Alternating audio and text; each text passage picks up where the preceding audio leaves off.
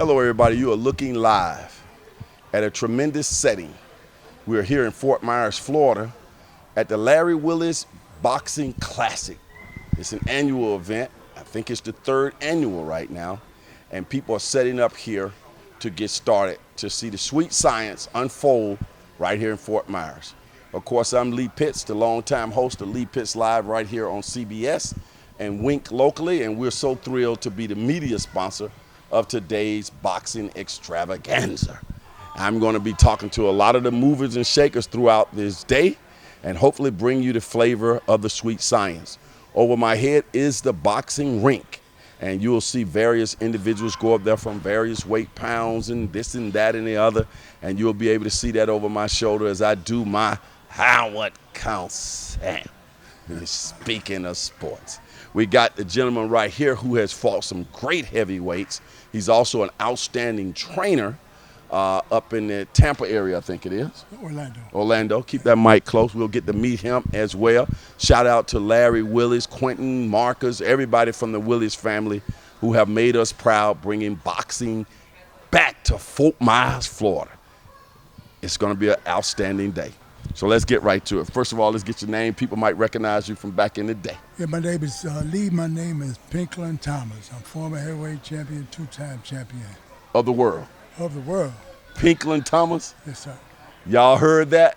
I heard, too, that Larry Holmes dodged you during that whole time Larry Holmes was dodging you. You know, if my wife heard you say that, heard me respond to that, she'll look stupid because she always say, you know, I need to cut that out. Right. but you know, it's the truth, and the truth is in the light, and that's what sets you free. Yeah. And but yeah, I think it was 1982 when I beat James Quick Tillis. Okay. It was on an all heavyweight card in Cleveland. Don King had put on, and I filled in on 2 days notice with Chip Witherspoon pulled out because of an injury, and I upset Tillis on that show. But Larry Holmes was sitting at ringside and was supposed to fight him. Of course, if he won. So after the 8th round, when I stopped Tillis, I was looking for Larry, and Larry was gone. And the commentator said, he's about 100 miles away now, you know. So anyway, from that point on, you know, Larry had been running, and he's still running today. We got Pinklon Thomas here, people. The champ is here. The champ is here. Go ahead, Pinklon. But that's what it is, man, you know. But, you know, I ain't going to say being Larry's the greatest friend because we're not. But I don't despise nobody. But I have a lot of respect for the guy because he don't respect me. But I'll probably see him, and he have an attitude, not want to holler and speak at a brother. You know? Really? So yeah. So I mean, like, I'll just keep on walking, man. Okay. Man. So y'all boxers, man, y'all carry that thing through the decades and decades. He's the only guy I'll say something like that about. Everybody else was about Muhammad, Frazier, going back, Kid Norton. You know, these guys, man, you know, I had great times with them. We talked junk, spent time together, you know, break bread together. This guy. We had a lot of fun, you know. Muhammad Ali. Yeah. Now, Ali would be about 15 years older than you? Probably. Ali, yeah, something like that. Ali had his last fight when I turned pro. Okay. And of course, his last fight was outside of Trevor. I think he fought Trevor Burbank at the end. But the fight that really hurt me the most was the fight with Larry Holmes. Mm-hmm. And that's when I had just turned pro. I was in Seattle at the Coliseum, and I heard about the fight. I went to the fight, and I watched the fight on closed circuit TV. Mm-hmm. And you know, I do Angelo. And, Dundee. I knew what was going on with Ali, you know, his condition, and I knew he wasn't prepared for the fight. And it brought tears to my eyes when I see the fight. And,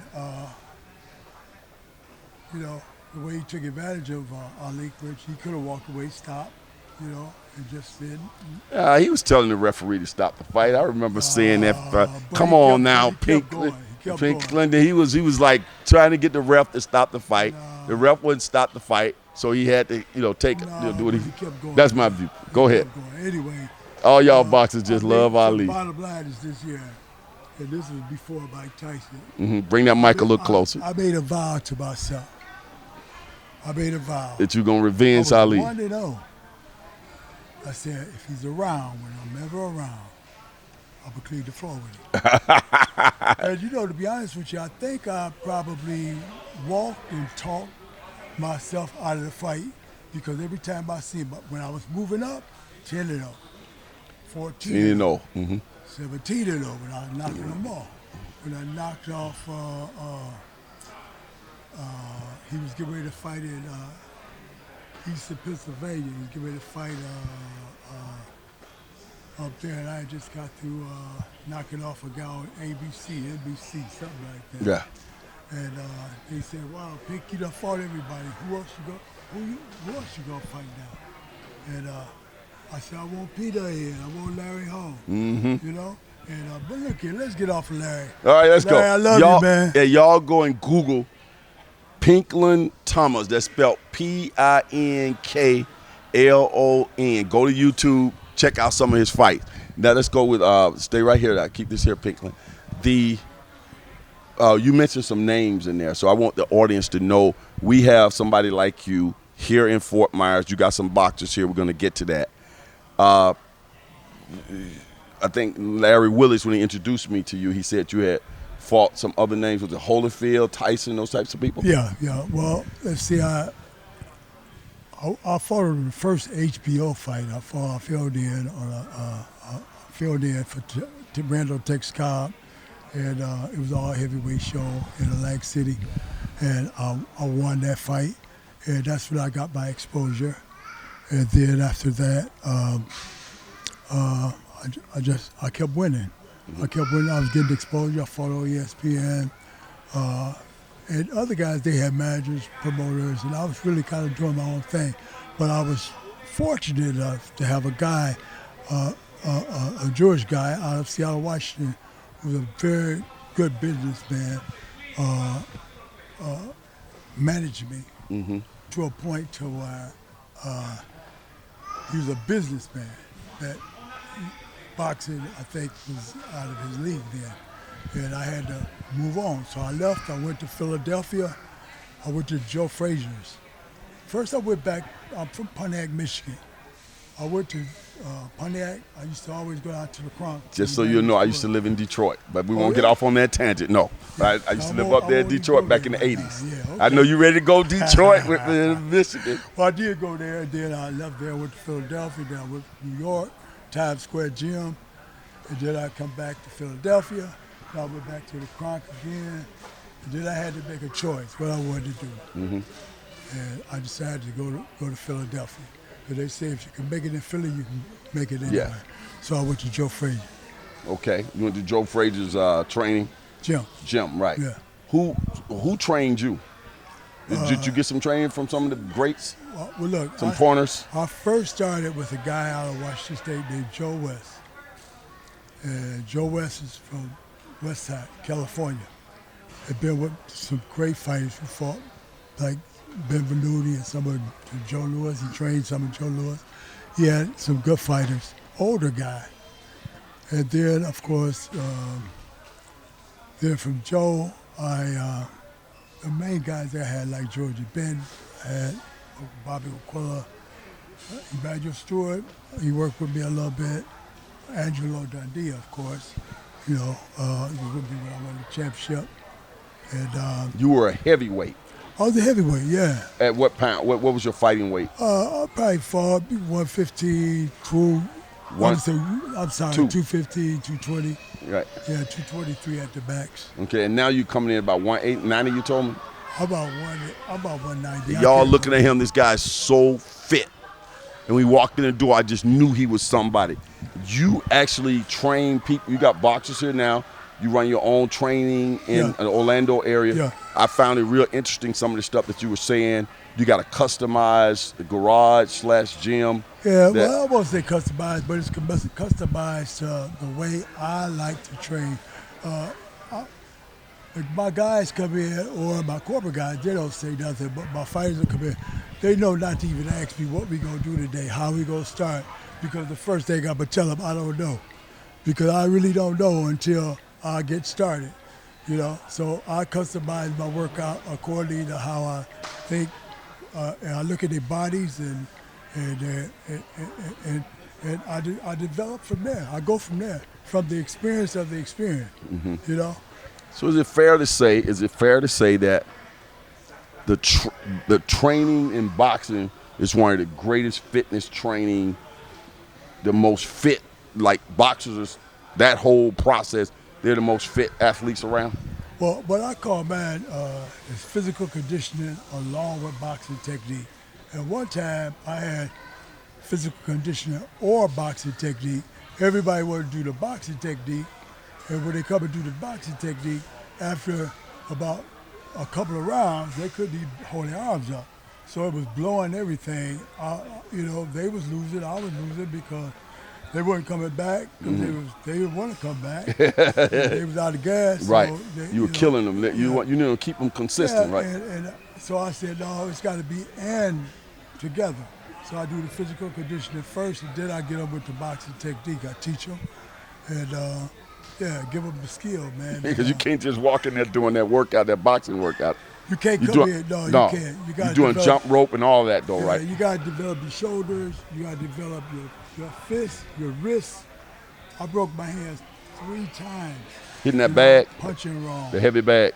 Well, some stories, too. Well, even hitting the body. But I learned how to wrap my hands properly. And it's a proper way to throw a punch, how to deliver your jab. You know, I was known to have one of the best jabs in business. That left? So, yeah. Boom. So my guys, you'll see my guys today use that left hand. Okay. They better use it. If they don't, I'm going to punch them in the nose. I'm glad you mentioned your guys today because I got to transition over to today and then get you out here so I can get some more interviews in. Okay. It's a pleasure to talk to you. Looking forward to talking to you some more and talking to some of your fighters after they fight. Okay. Bring them over here with their belts and stuff. Okay. What brings you here today? How you ended up here today? You mentioned some fighters. And we're so thrilled to have you come here and support what we're doing. Well, you know what's funny? Me, myself, personally, I only had 3 amateur fights. All of them was in the Golden Gloves. I lost my first fight. 2 weeks later, I fought Seattle. I lost the Golden Gloves. 2 weeks later, I won the preliminaries of Seattle Club and then won the finals that night. 6 months later, I turned pro. 5.5 years later, I was world champion. You didn't even do the whole Olympic thing. I do not. What was that? What was going on in terms of as you were coming up? There were opportunities for you to go for Olympic trials, or no? You ain't read my book. You weren't even interested in that. You got a book out? Yeah. No, you got to read my book. All right, go ahead. So you got knocked out in the Olympic trials. Go ahead. No, look here. Let me tell you something. You got to read my book. All right, okay. You know Everybody what it's called? go get that book. You know what it's called? No. Back from the Edge of Hell. Okay. It's been out about 6 years.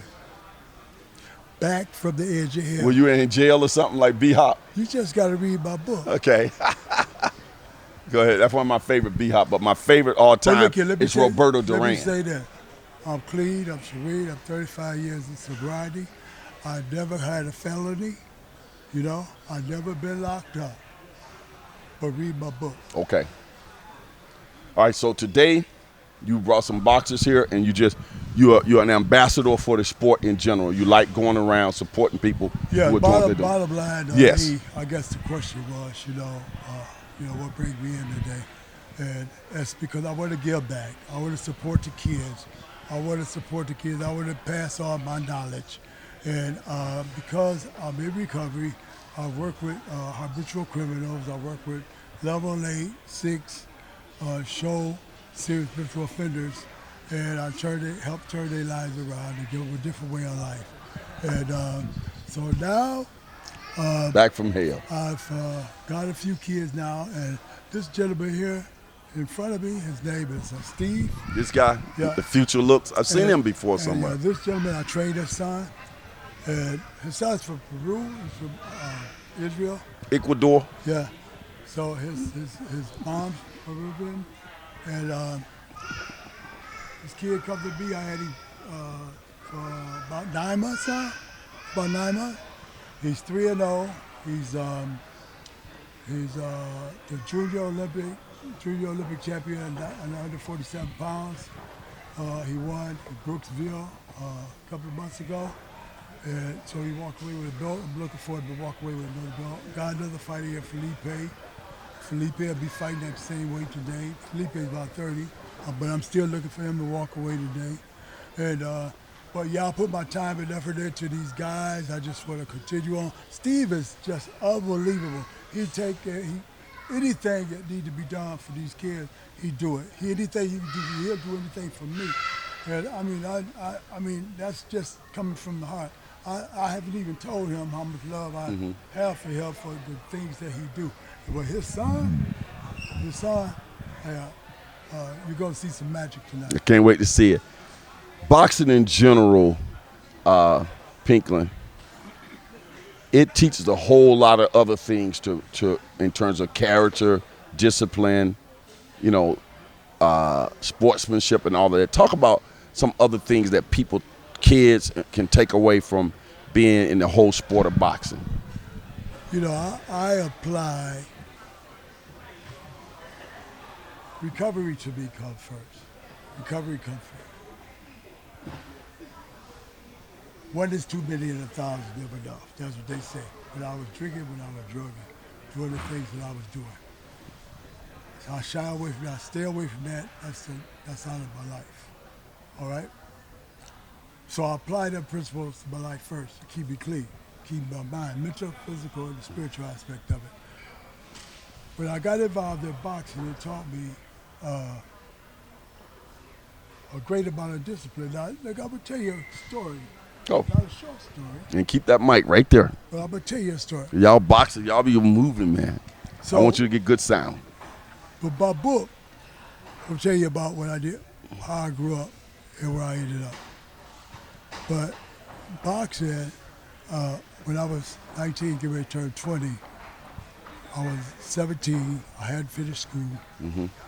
I was a drug addict, and I walked into the gym. And all that history, craziness behind me. The only thing saved me and taught me was a coach I had who taught me how to train and fight in elementary. We used to have sports in elementary school. I won championships in the 4th, the 5th, and the 6th grade, football, basketball, and track. But I went out really bad in at the end of the 6th grade. Read that up until the point I found myself in 19, didn't know where I was going, what I wanted to do. It was like the strong man had me. I couldn't come out of my house because I was out, I was hustling, I was selling drugs. And I was getting ready Lord was getting ready to cut me off, And I had to make a decision. Now listen to this decision. Whether I was going to go with the Seahawks, the Mariners, or the Sonics. I was 19, get ready to turn 20. The Seattle Supersonics? And I was at it. You had that type of skill. But I had that type of skill when I was at it. Well, that was my challenge. But you know what? You know what I thought about? That is something else, man. You know what I thought about? I was 17. It's amazing. I hadn't finished school. And I said, the college draft going to beat me out. And they ain't going to look at me. I'll be like a third world citizen. So I had just found boxing. And it was that old man who started me. And I had to make a decision right then. That's something. And I said, well, I'm going to go to the gym. And I'm going to do everything. But I need somebody who could just teach me. If he could teach me, if he could mold me, I said, I got the heart. I got the talent. All I need is a good teacher. And that's something. And I'll let you read the rest out of the book. We'll get that book. Y'all guys heard this inspirational Back story. Back from the Edge of Hell. Back from the Edge of Hell. Google that. I can't wait to get that book. I'll be headed. It's on Amazon everywhere, right? Yeah. Back from the Edge of Hell. I'm just honored that I got a chance to meet you in person. Lee, I'll tell you. Man, you're an inspirational story. Hey, look here. I want to just tell the audience. I was introduced. Larry introduced me to Lee. And I said, "Oh, you the gentleman going to interview me?" "Oh, yeah, yeah." I said, "Okay, okay." I went over there. I touched on him a little bit, and I put my hand out in front of him. He said, "Oh, whoa, ho, ho, Oh, up, ho! Wait a champ. minute now. Wait a minute now." He stood up and started. I stood up going, and started kept going some rounds with the kept champ. going. Then gonna stick his hands and get in form. I said, "No, man, look here. I'm retired now. I'm retired. Don't put them hands on I me." didn't let the hand champ know I know a little something. I boxed Golden Gloves back in the day, back in Birmingham. That's behind me because most people here know that I end up being a high-level swimming instructor and swimmer, Okay, competitive swimmer. okay, I left boxing and I focused on swimming, and then I became a nice little point guard. So I did multiple things like you. Right. But that discipline of boxing, Yeah. the footwork, the quickness, the movement in short spaces, the reaction time and all that translated very well to other sports. Yeah, boxing teach you how to